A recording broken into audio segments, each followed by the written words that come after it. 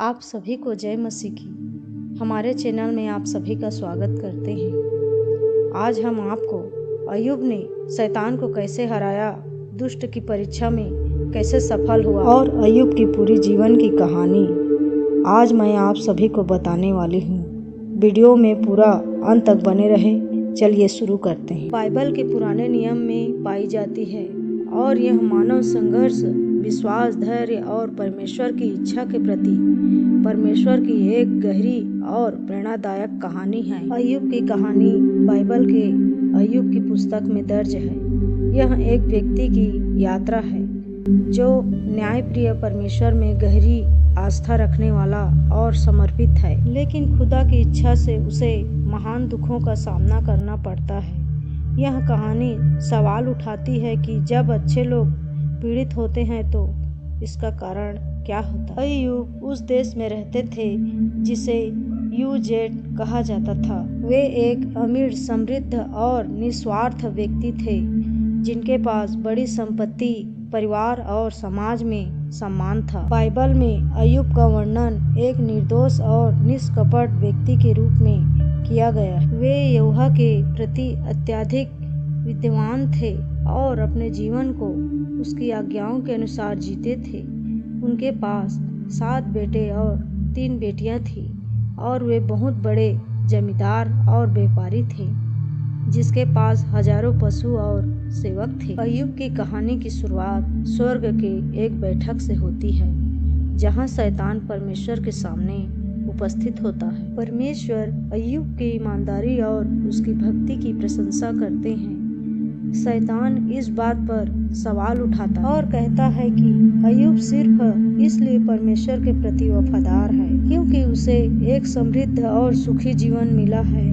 शैतान दावा करता है कि अगर अय्यूब से उसकी सभी संपत्ति और सुख छीन लिया जाए तो वह परमेश्वर की निंदा करेगा और उससे दूर हो जाएगा। इस बात को सुनकर परमेश्वर शैतान को अय्यूब की परीक्षा लेने की अनुमति देते हैं, लेकिन शैतान को अय्यूब की जान लेने की इजाजत नहीं दी जाती है। यह एक महत्वपूर्ण बिंदु है क्योंकि परमेश्वर खुद अय्यूब पर भरोसा करते हैं कि वह अपनी कठिनाइयों के बावजूद भी अपने विश्वास को बरकरार रखेगा। पहली परीक्षा शैतान की योजना के अनुसार अय्यूब के जीवन में विपत्तियों का सिलसिला शुरू होता है। सबसे पहले अय्यूब की संपत्ति और पशुधन को हमलावर छीन लेते हैं। उसके बाद का उसका जीवन जो पहले संपन्न और सुरक्षित था अब अचानक बर्बाद हो जाता है। लेकिन यह सब खत्म नहीं हुआ था।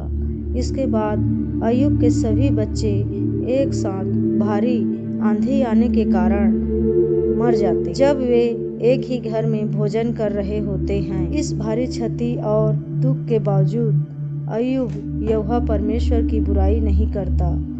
इसके बजाय वह एक प्रसिद्ध पंक्ति कहते हैं, मैं नग्न इस दुनिया में आया था और नग्न यहाँ से चला जाऊंगा। मुझे परमेश्वर ने दिया था और परमेश्वर ने ले लिया। प्रभु का नाम धन्य है। यह दिखाता है कि अय्यूब इस भयंकर दर्द और दुख के बावजूद परमेश्वर पर विश्वास करना नहीं छोड़ते हैं। धन्य है परमेश्वर का नाम। दूसरी परीक्षा शारीरिक पीड़ा। हालांकि शैतान की योजना अभी खत्म नहीं हुई थी। दूसरी बार परमेश्वर से अनुमति लेता है कि वह अय्यूब को शारीरिक रूप से पीड़ा दे सके। फिर अय्यूब के पूरे शरीर पर घाव और फोड़े उभर आते हैं। उसका पूरा शरीर दर्द और तकलीफ से भर जाता है।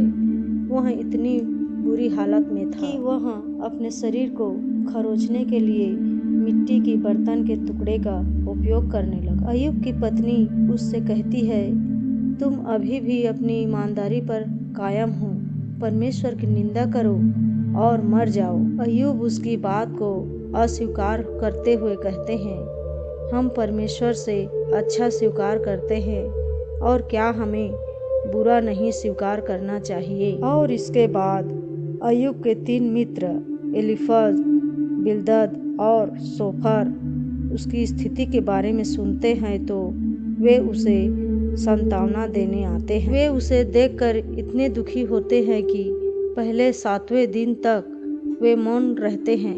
इसके बाद वे अय्यूब से बात करते हैं, लेकिन उसकी बातचीत सांत्वना देने के बजाय उसे और अधिक पीड़ा पहुंचाती है। इनके विचार में अय्यूब की इस स्थिति का कारण इनके पाप हो सकते हैं। वे मानते थे कि प्रभु सिर्फ पापियों को ही इस तरह की विपत्तियों में डालता है, इसलिए उन्होंने अय्यूब को दोषी ठहराया और उससे अपने पापों को स्वीकार करने के लिए कहा। अय्यूब लगातार यह कहता है कि उसने कोई पाप नहीं किया है और वह निर्दोष है। अय्यूब की अपनी खुद की स्थिति और परमेश्वर के साथ उसके संबंधों पर गहरी उलझन होती है। वह पिता से सवाल पूछता है और अपनी पीड़ा को व्यक्त करता है। वह समझ नहीं पा रहा था कि उसने अपनी पूरी जिंदगी परमेश्वर के प्रति वफादार रहते हुए भी इतनी भयंकर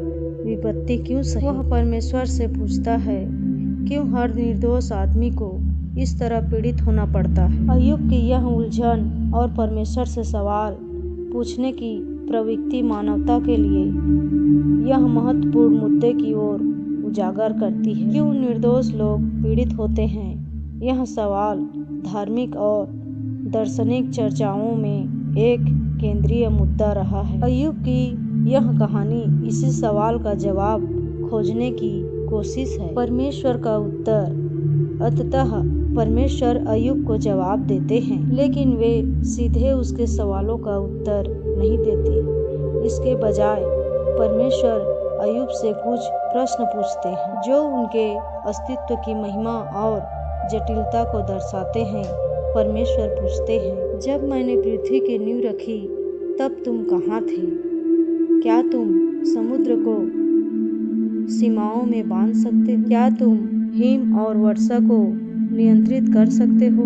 ये सवाल अय्यूब को यह समझाने के लिए है कि इंसान परमेश्वर की महिमा और जटिलता को पूरी तरह से नहीं समझ सकता। प्रभु की यह योजनाएं और उनके काम हमारे समझ से परे हैं और उनके द्वारा बनाई गई दुनिया बुद्धि के माध्यम से पूरी तरह से समझा नहीं जा सकता। अय्यूब की विनम्रता और परमेश्वर की पुनः स्थापना। परमेश्वर के सवालों को सुनने के बाद अय्यूब अपनी गलती को मानते हैं और अपनी आलोचना और सवालों के लिए पश्चाताप करते हैं। वे पिता की महिमा को स्वीकार करते हैं और समझते हैं कि उनकी योजनाएं परमेश्वर के सामने झुकते हैं और अपने पूर्व सवालों पर खेद जताते हैं। परमेश्वर अय्यूब की इस विनम्रता और विश्वास को देखकर प्रसन्न होते हैं। वे अय्यूब के 3 दोस्तों को फटकारते हैं और उनसे कहते हैं